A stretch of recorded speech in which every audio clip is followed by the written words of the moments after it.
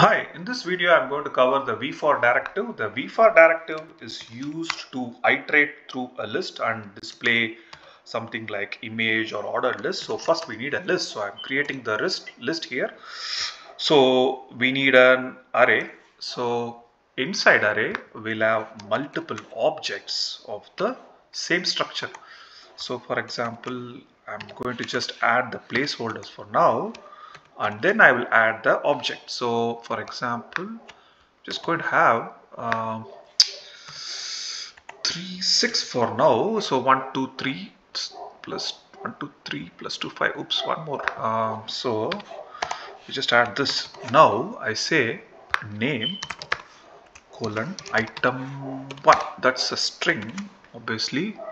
So I'm going to say name item 1. This is going to be, next is going to be item 2, item 3, item 4, 5, 6. I think I've got one extra.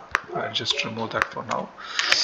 So 2, 3, 4, 5, and then 6. And this is the first property, name. So we need a second property too. So we'll call that src, and that is nothing but our image URL. So I'm going to pick that from three images. So that we just need to, once we set this up, we should be fine, because this is the basic, the important part. Then you should be able to see the end results with some code. So I'm going to add a few free images here, so just bear with me. So now I'm going to add one more copy image address. So the tougher part would be to add the CSS, the HTML element and all that, because the vbind directive comes hand in hand, or in other words, when you use a v-for, you also need to use the vbind directive, which is nothing but linking or binding your binding your HTML attribute to a data property. So these are our data properties. So when we write a v-for, for example, now let me get started, then I can come back. So if I have a div like this, now I should show this in a figure tag, which is, figure is the element, and then you add a v-for is equal to item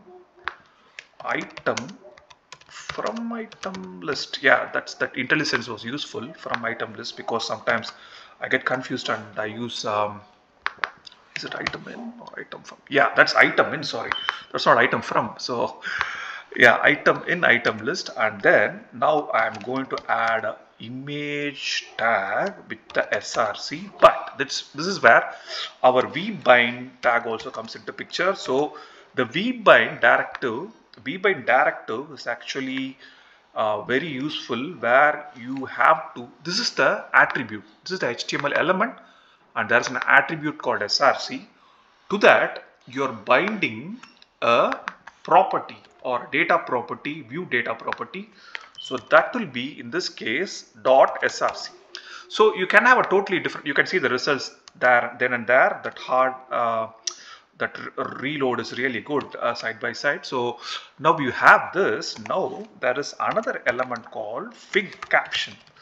So fig caption is used to show our name. So I just add the name attribute, but that should be prefixed with item. So because we are an iterator, an item iterator, so now we have the basic work done. Now I'm going to add some styles. So we have a app hash. So I'm going to say div hash app, and within that I have the div.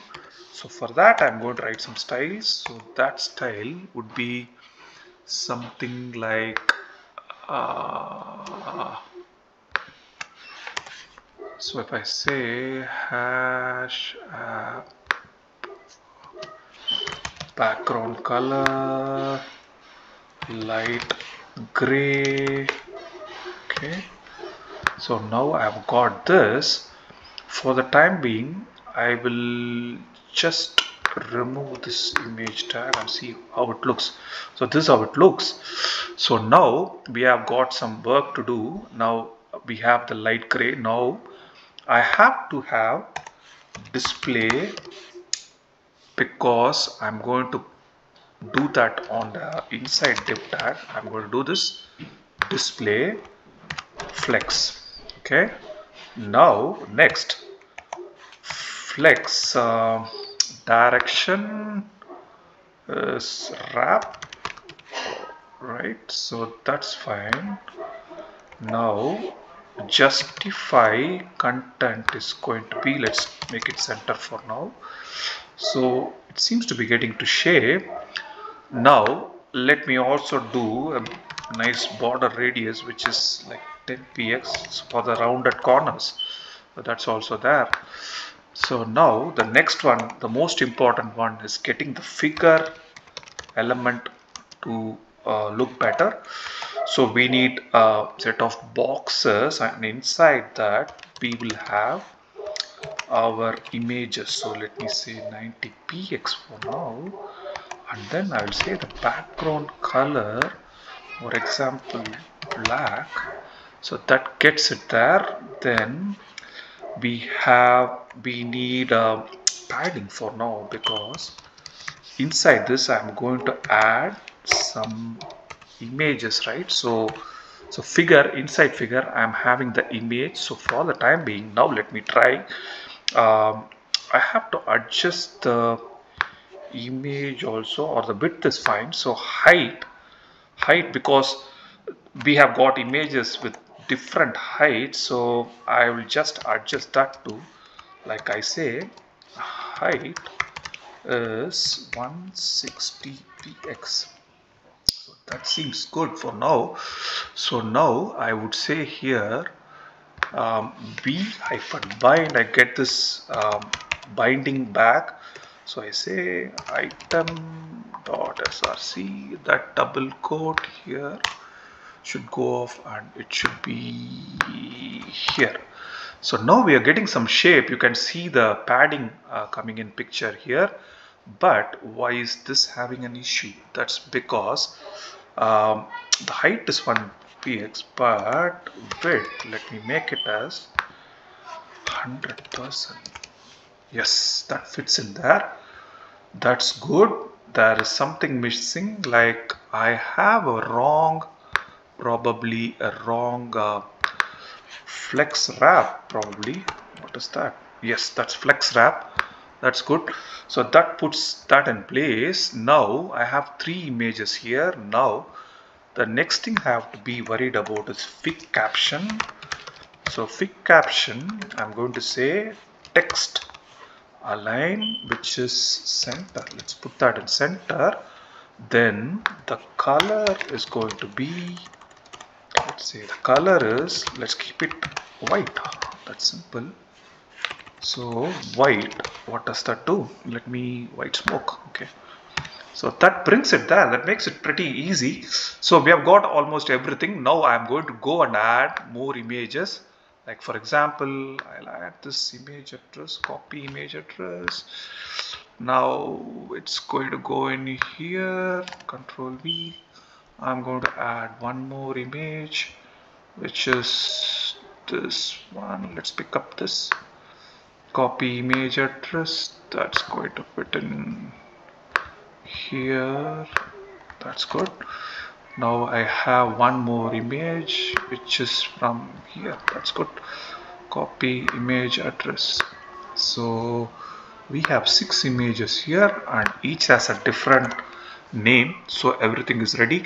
If you want, you can just do a border radius here also. For example, figure border radius, that would make it more symmetric, 10px. So that makes it good. I think that's what I wanted to really cover. So if you want to add some padding in the top, or padding around that top div tag, you can obviously do it here, padding colon 10px, right?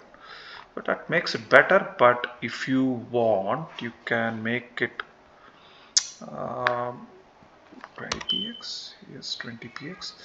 So that's the main part that I wanted to cover. So we have a v4 tag that you loop through, and then you can add your images by binding it to the attribute. So this is the attribute, HTML attribute, and you have the data property that binds in there. So that's one of the important uses of v4 and vbind. There's a difference between vbind and vmodel. The vmodel is more aligned towards data binding, like user inputs some data, and based on that you're making some changes to HTML element, view hiding and showing. But then in case of vbind, it's more related to HTML attributes like style, ID, class.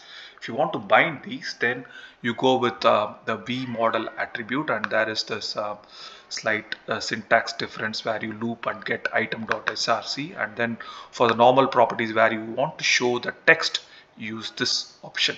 So that's all I wanted to cover. Hope this was useful. Thank you. Bye for now.